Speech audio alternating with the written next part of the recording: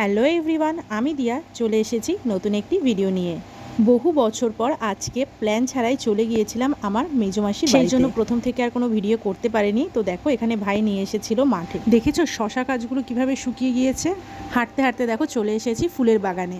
তারপর আমরা এক এক করে বেশ অনেকগুলো ফুল তুলে নিয়েছিলাম।